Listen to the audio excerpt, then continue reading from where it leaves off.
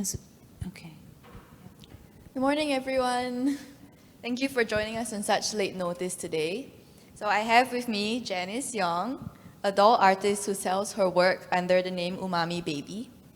Janice is very well known in the collectible toy scene with a substantial international following. Each of her handcrafted dolls sells for an average of 3,000 Singapore dollars. But what may surprise some people is that Janice is also a writer. And in fact, her novel, The Lost Children of Gloam's End, was recently published and very well received. We've invited Janice to share with us her experiences as an artist and how that's influenced her writing. Hi. Hi. Okay, so we know you make dolls. Could you explain or take us through your creative process? How is a doll made? Okay, well, customizing a doll involves taking a base doll. For example, you might be familiar with Barbie. For me, personally, I really prefer using Blythe dolls. Well, you can see one there. Or you can take any ball-jointed doll and you just completely transform her. With Blythe dolls, their size and their structure and the material that they're made from lends themselves to substantial sculpting. And that's the first crucial stage of this whole process. So starting this work literally involves cracking her head open. In fact, her head is not completely closed. I never completely closed it because I might want to change her body. So it's actually cracked open on the side. And so I'll open her up and I'll take her completely apart and take out everything that's inside, the mechanism, the screws, everything. And then I will transform every part of her, the face, the body, her eye, neck, and her hair. So carving the plastic, it's similar to carving wood. I use tools like scalpels and chisels and blades and other sharp things. It's very labor intensive and there's not a lot of room for error. And then after the carving, there's sanding and then painting, varnishing, and everything else in between. And after that, there's eyelid art, and there's making her eye chips. I'll put her teeth in if I carved an open mouth. I'll choose her hair. Sometimes I will shave off her hair and put on new hair, or I will reroot her hair or cut it. And then at the end, I'll have to take photographs. So it's quite a labor of love. And how did you develop the skills to do all this? I am self-taught. Well, I don't think art class in school counts, does it? But I've been drawing and making things for as long as I can remember. And I think anyone who has any sort of artistic inclination will be able to just sort of pick up any art form that they want to. So for me, I thought I could do this, so I tried it and did it. But with any art, you just have to work hard at it and consistently. I guess that's the only way to build any skill, really. And I see you have a little bear here. He doesn't look like a traditional doll or a Blythe doll. Could you tell us more about him? Oh, well, he's an example of some other toy art that I do. That's Orphan Bear. I'm calling him that for now. I designed him, but I haven't launched him publicly yet. I'm still sort of working on him. And then when I have time, I guess I will, I'll take photos of him and then I'll launch him on my website. But if you want, you can adopt him. You can just drop me an email. So where are your customers generally from? Is there a large market for dolls like this in Singapore? My customers are from all over the world. There are quite a few in the Americas, Australia, Japan, China, Korea, different parts of Europe, France, Spain, even Slovakia. Of course, I have girls closer to home in Southeast Asia, like Malaysia, Thailand, and yeah, of course, Singapore.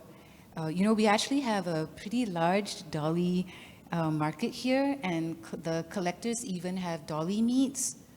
That's where everyone brings their dolls, and then they meet up, and they just have fun and good food and talk about doll things. That sounds fun. Yeah.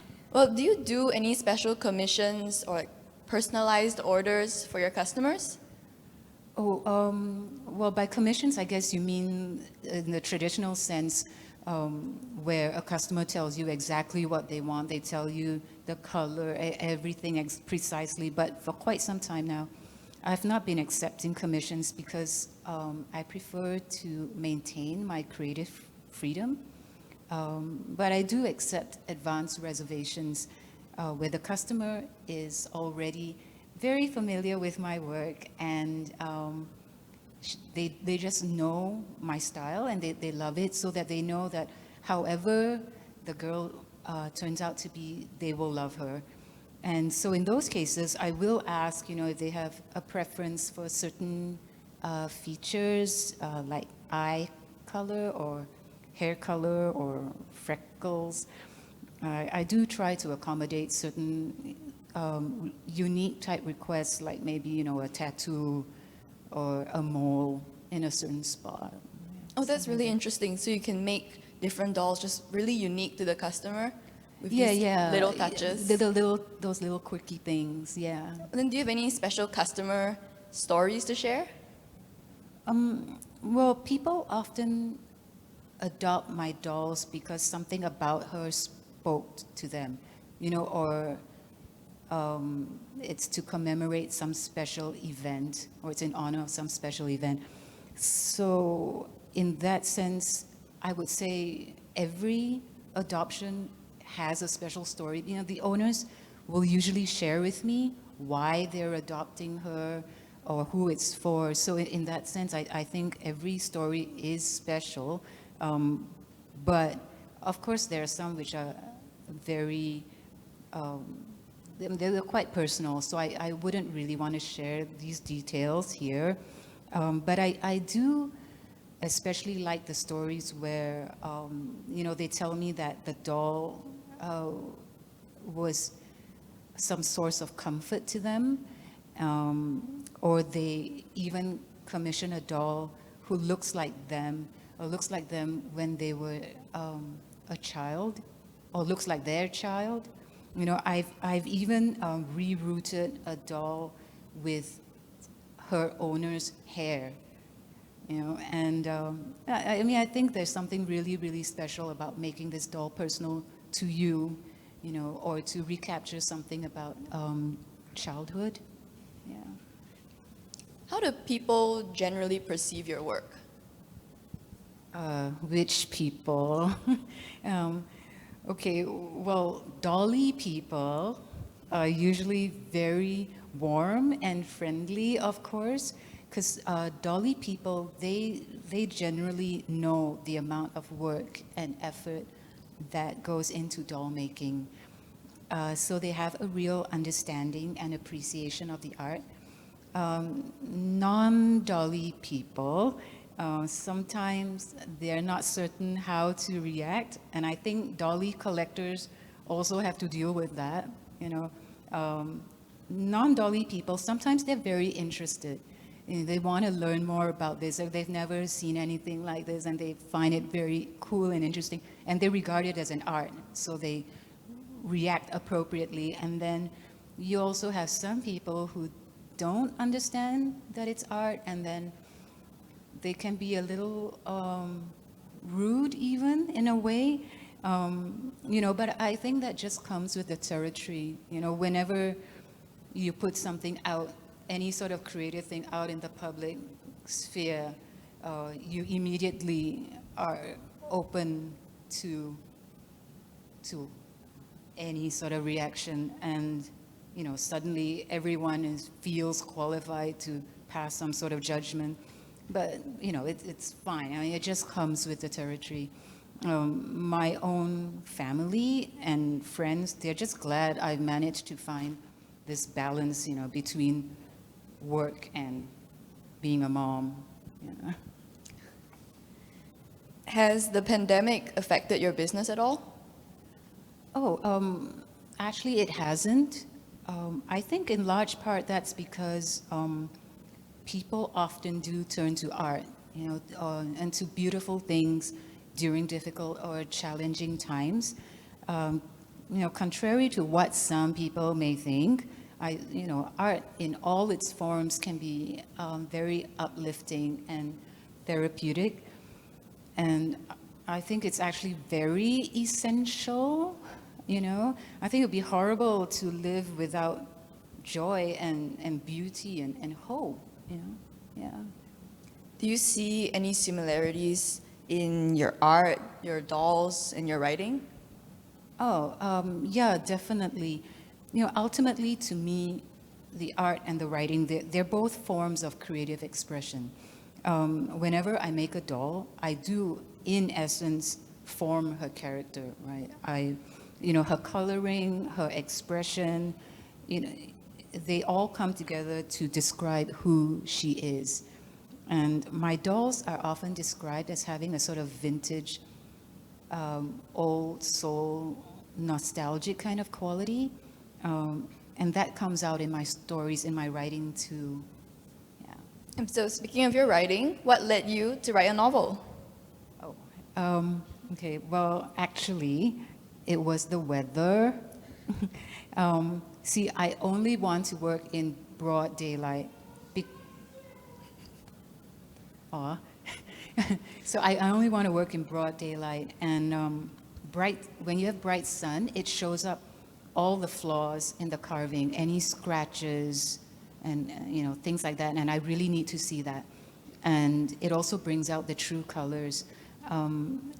So if you've noticed, over the past year, couple of years, climate change has been worsening. And the way it's being seen in Singapore is a lot of cloud and rain. So since I was having to deal with that, I decided to put my energies into another creative endeavor. Because, I think I would go quite mad if I didn't have something to put my creative energies into. So I happened to have this doll. Her name is Josie. I made her about maybe 2 years ago, I guess, and I decided to keep her. I very rarely keep the dolls that I make. Pretty much all of them get sold. But there was just something about her that made me decide to keep her. And then it struck me that she looked exactly like how I described a character in a story that I had started writing a long, long time ago. And I had actually put that story aside after maybe about a chapter or so because, because of practical life, mom life.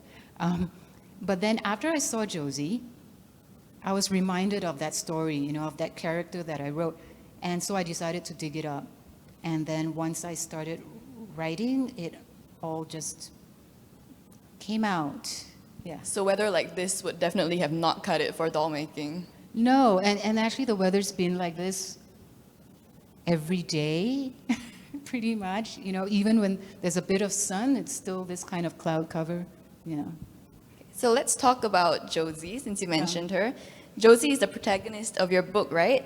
Could you tell us briefly what The Lost Children of Gloam's End is all about? Yeah, Josie is the protagonist, the lead character. So the whole story takes place during her school holidays. During the holidays, she has to go and stay at her neighbor's house, Bramstone Hall. It's a very old house, and it used to be a boarding school for girls during the Victorian era. Now, Josie's not happy about it because she doesn't like the creepy old lady who lives there, okay? But after she goes there, she realizes that the hall has way creepier things than the old lady. Okay, there's a mystery at this house because over a century ago, these children went missing from there, and the case was never solved. So when Josie first arrives at the house, she encounters a creature that emerges from the walls. And of course, then she knows that something is really wrong. And so it's up to her to solve the mystery. It is a ghost story, but it is also about friendship and courage and resilience and commitment and love, basically. Yeah. How did your dolls like Josie come into play in this book? Well, in a couple of ways. For one thing, they influence how I write. You know, I mean, the nature of my dolls influenced how I wrote the story. It's how I describe Josie and some of the other characters. You know, all the dolls I make for my shop, they're very spirited, intelligent girls, and they're also very kind and caring. Well, to me, they are. And that's what many people who see them or who have adopted them, that's what they say too. I don't make my dolls to just be cute, you know. They are strong and they're brave and adventurous and they have substance and depth. And Josie is like that too. So her character comes out in my writing. And then another way, I guess, my dolls come into play in the book, of course, is in the actual art. Because, you know, as you know, Gloam's End also features my original art. Oh, yeah, that's on right. the- So Gloam's End is quite a unique novel in the sense that it's a full story, but inside it includes artwork and antique photographs, if y'all would like to take a look later. Oh, yeah, that's right. There are two versions of it. There's one in full color, and then there's one in black and white. So Josie features in the book in what we dolly people call dioramas. A diorama is essentially a scene that involves three-dimensional objects, okay? So all the while with my art, I'd been in the habit of making dioramas when I photograph my dolls. You can see them on my Instagram feed. So a lot of my followers are already familiar with my dioramas and the little stories that I would write for them. Especially for my other doll, Clementine, you can see a lot of her on my feed. Clementine is your pen name for this book, right? Clementine Darling. Yeah. Can you tell us more about who she is? Okay, well, Clementine is another doll I made. She's even older than Josie, and I had decided to keep her for some reason. But I use her to represent me a lot on my social media. And most of my followers are already very, very familiar with her. And since this story was inspired by my dolls, I somehow decided that it was more appropriate that Clementine be identified as her author. You know, if you read the author's bio on the back, I actually say that Clem wrote the book and I just helped out. Yeah. But you didn't bring her with you today. No, I didn't. You know, it's hard enough handling just one doll. And Clem is very precious to me because I use her so much in my work. Yeah. You have to be very careful with the dolls because they have a lot of details and things like that that you have to be cautious of. Well, you know, I mean, it's essentially art. So just because she's a doll, it just happens to be art that you're carrying around, but you still handle it like art. And so like with any art, even if it's a painting or something, you would still handle it really, really carefully. Yeah. The dioramas in the book also look like really detailed and there's a lot of effort put into them. So were they really hard to put together? They're miniature and a lot of details and all the small items inside. Yeah, they are quite hard to put together. Any diorama I do is hard to put together. But for this book, it was harder because there's a lot more detail. You know, you can see how big Josie is. So everything she uses is much, much smaller. For example, she's holding her own little book, and that's the scale of all the things in the dioramas. They're very, very small and fiddly. And the whole floor of the diorama, it's set on the surface even smaller than this, like the size of your bedside table, something like that. In fact, for me, I actually use the seat of a bar stool. So all these little props, you have to like hand make them to be to scale for her? Yeah, exactly, to scale. So that's how big Josie is, exactly. And then, as you see, everything else is teeny weeny, actually. Yeah. So, but the interesting thing is, although you are a doll artist, your background was actually in language and writing, right? Yeah, that's right. One of my majors was literature. And then in the corporate world, I was a writer and editor. And I mean, I even taught English and O-level lit. So yeah, I was heavily involved in language before. But I left the corporate world after the birth of my first child, because I decided up front with my husband that if we did have children, one of us should be home to parent. And since then, my main job has actually been mom. Oh, that's Yeah. great. So which do you prefer, making art or writing? Oh, I really couldn't say. I actually enjoy doing both very much, which is why I wanted to do something that combined both. Yeah, it's Yeah. not often you see like full novels which have all these photographs and art integrated into it. Yeah. So was it challenging doing that, combining the two things? Yeah, it was pretty challenging. It's not as straightforward as a text-only novel, because I had to think about how I wanted the art to look, and I had to think about how I wanted the art and the antique photographs to fit in with the text. But I think I'm really glad I did it, because the feedback I've been getting from readers is that they really like having the art there. The art aspect of it really added to the atmosphere and the whole reading experience. Because the art isn't just there to like look pretty, look nice. It adds to the plot. It helps with imagining the story as you read it. It illustrates it, basically. It illustrates it, yeah. Then who was the first person who got to read your completed novel? Actually, my son, he was 7 at the time. It was like last year. So he gave me a lot of feedback and encouragement along the way. And in return, I think he picked up a lot of new words and broadened his vocabulary and his general knowledge. That's great. So is Gloam's End more for kids or for adults? I was actually thinking of both, like sort of older kids and adults, maybe around 8 or 9 years old and up. It's for anyone who enjoys creepy ghost stories or Victoriana or Gothic fantasy. Yeah. Can we expect more stories from you or Clementine? I saw some comments and reviews asking that Clementine write another story. We'll see. I'm actually writing another story right now.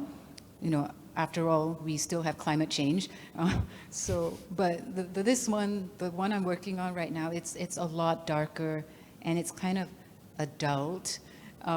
So I don't know if Clem should be involved with that, But we'll see. Yeah. I'll announce it on my Instagram. We'll stay tuned. Yes. Okay, well, thank you for sharing Thank with you. us all this today. I think now maybe we can open the floor to any questions, if anyone has any.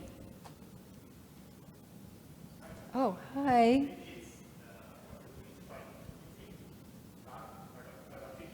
Right. Oh, hello. Hi. Hi. I'm Raymond. I Oh, got hello. 3 kids myself, Chloe, Cleo, and Clive. Wow. It's amazing what you do. Oh, thank you. It's usually adult after we leave school, we'll end up in the In the working corporate life, world, right? and Yeah. we'll just follow it through Yeah. until the day when we get a retirement letter. That's it. Yeah. Okay. I just want to ask you, as a parent, what can you tell my 3 children? what you can do in your life, whether you should go the normal route, study, get your cert, work, Oh, or put me on the spot, boy. the pros and cons of what you do. Well, definitely, although I am a working artist, education is important. It must be done, and you should pursue it as far as you can. That's for sure. Because anything else that comes after that, having an education definitely supports that and makes it better. Definitely. So do that. Study and pass your exams and all those things and do it well. After that, I'm very grateful that I'm able to be an artist, but it's not easy, that's for sure. And art is something you can only pursue in a full-time way if you achieve a sort of level of success with it or skill with it that that it can somehow support you. Otherwise, it is very, very hard. That's why they call it starving artist, So having experience in the corporate world is definitely a useful thing, and you don't want to completely not prepare for that in some way, because it is something to fall back on. So you would want to do that. But, in the end, you should, I think, pursue whatever comes naturally to you, because then you will excel at it naturally and succeed at it. And if you feel that your art is so great and you can really excel in it, then go for it. But still do your education thing, and for me personally, I did find that experience in the corporate world was definitely useful, and in many ways, and so if you can manage to somehow do something in the corporate world as well, I think that would, for me in the beginning, I balanced the corporate life with art, before, and then you reach a certain level and then you become a full-time artist or something. But yeah, for me personally, I think corporate life also has its advantages. Yeah. You sort of did both until you could establish yourself a little bit before taking off fully into the artist route. I'm not one of those, where I can just starve for my art. Yeah, because you have mouths to feed. Yeah. So. Any other questions? Oh yeah.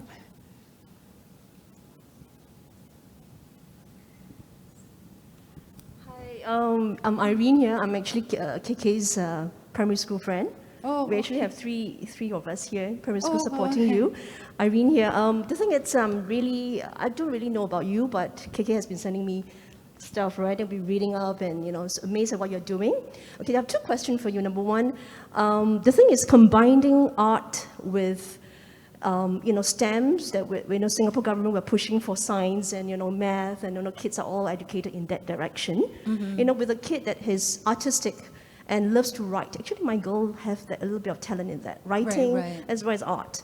And it's very hard in this pressurized environment in education in Singapore that, they can shine in that way. Academically she's fine, but it's just how do you find that pathway, for a lady who loves art and writing, to push ahead in this world. I know you talk about corporate world and all this stuff, right? But in the realm of the pressures of education here, it's all about STEM, right? It's all about, science and all this, all right? So that's one question about how do we navigate as a parent for a child who has this artistic talent and a little bit of writing skills in them, all right? Through the course of the education. Number two, amazed at what you're doing as a stay-home mom and doing what you're doing, all right? The thing is, I just couldn't take kids at home and doing quiet work like what you're doing. Writing, doing art, it's amazing. I'm a university lecturer. I can't even write a proper paper, a research paper at home, all right? So how do you do that with the chaos around, and how do you focus in a manner that, with all the inspiration that you have, to produce such beautiful things? Thank you. Thank you. Okay, so the first question was very academic. I think now that there is a lot more support for the arts, so it's not as bad as it was in my time anyway. I suppose it could improve, now, but yeah, I know what you mean. There is this sort of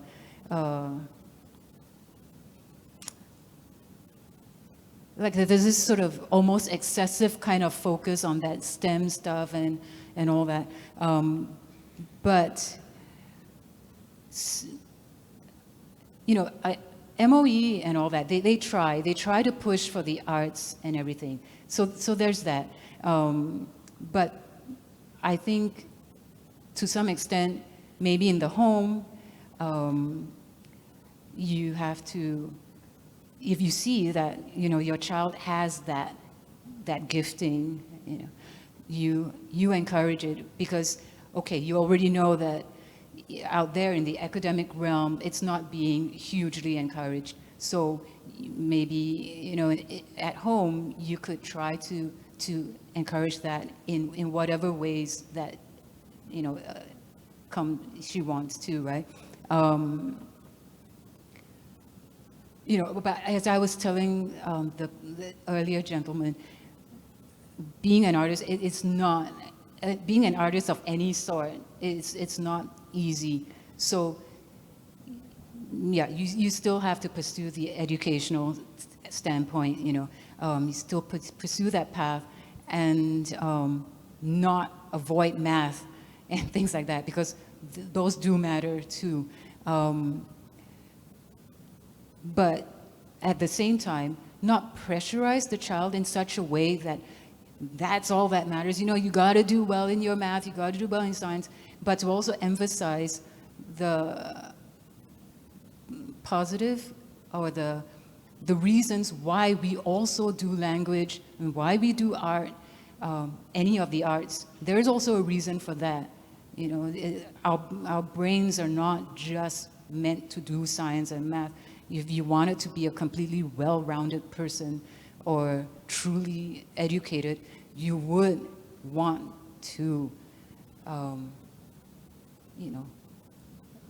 embrace the arts as well.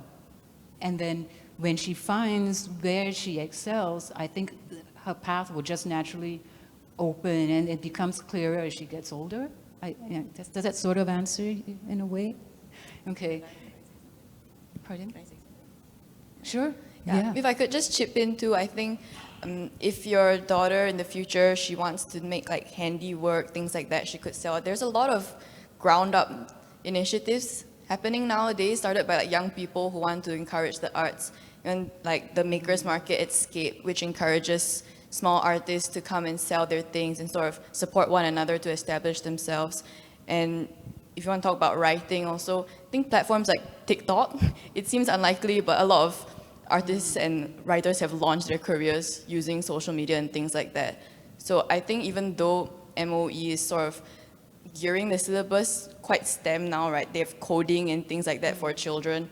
It's still possible to pursue the arts, pursue a non-traditional route.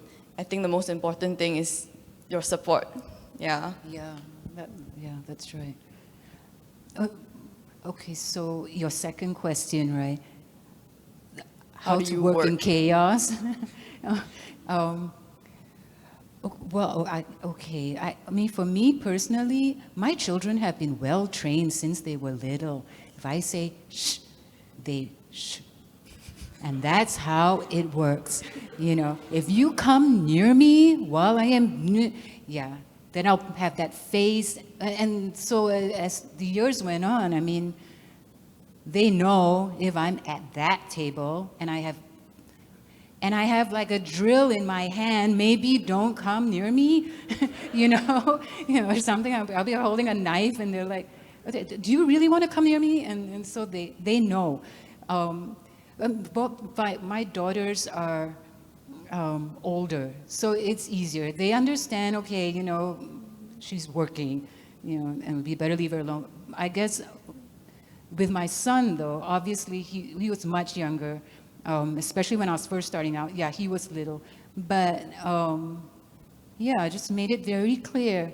I will go really mad if you got in. And then he would just go away, be quiet. Yeah, like that. Yeah. But I agree, you know, if there is chaos around, it's very hard to get things done, especially for writing. For writing, you do need to even more put your, yeah. For carving, I've reached a point now where I can sort of do it and talk nonsense at the same time to them.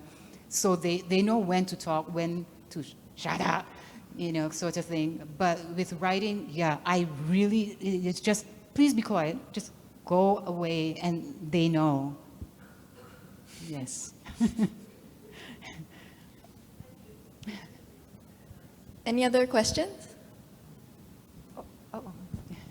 Hi, thank you for the second session.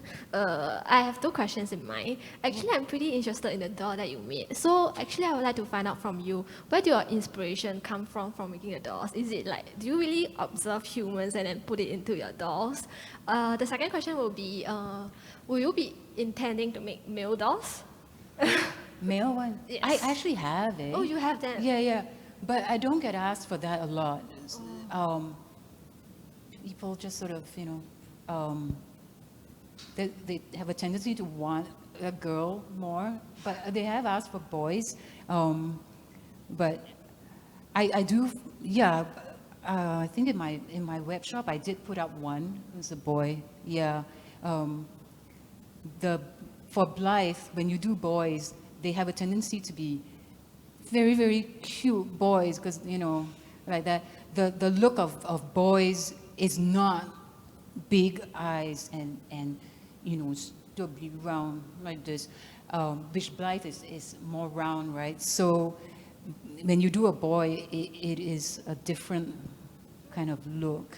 Yeah, so there's a tendency to prefer girls in dolls, in this particular doll. Yeah, but you know, if it's some other sort of ball jointed doll, yeah, you can do men and everything. But for your first question about the ideas, right? Yeah, I do look at people a lot, I look at children, I guess, more. But to some extent, I would say inspiration or ideas just come from anywhere. You know, you find it all the time. Wherever you look, there's something, and then it'll give you an idea. And then, yeah, then you just start the work, and then it just sort of follows. Although sometimes I might have a very specific character in mind, right? You know, like I did that doll who I called Billie, and that one I very specifically looked at Billie Eilish, right? And you know, her style and everything. Those are very specific. But for the rest of them, yeah, it's basically creating a character and then taking the inspiration from, yeah, whatever, you know, around. Yeah. Can I ask, like, normally, how much time will you spend making a doll out, like a complete one?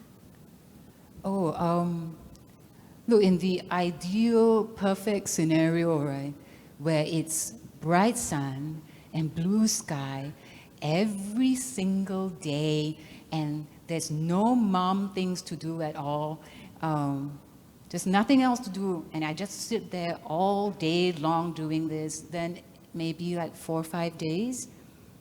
But then, of course, the real life is not like that, and so then it starts dragging, or it becomes like 2 weeks or something, 1 week, 2 weeks. But that's before this climate change thing. You know, now it's, yeah, you know, whenever there's like a bit of sun, then I'll just run down there and do something. And then, yeah. Okay, thank you.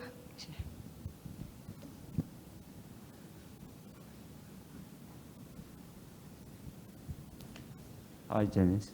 Hello. I have a question for you. Coming from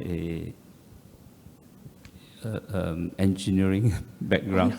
Is that when you try to create a doll like this, do you how do you visually compute like roughly, how long you think you will require a number of hours to complete a piece of work? Well, I don't think about how many hours I need to complete it. It just takes whatever hours it needs, it will happen in that sense. You just do it and I see how just do long it'll it, take. yeah, and then Okay. it unfolds, Okay. But I do think engineering, to some extent, is required for it, though. Yeah, yeah, definitely. In terms of structurally and how she's put together and all that. So for that, my engineering husband often comes in very handy. He's like, why is this not going like that? And then we will look at it, and then, you have to cut off this part. So, yeah. So it's a combo. It's engineering and it's also art. You look at it. Yeah. Thank you.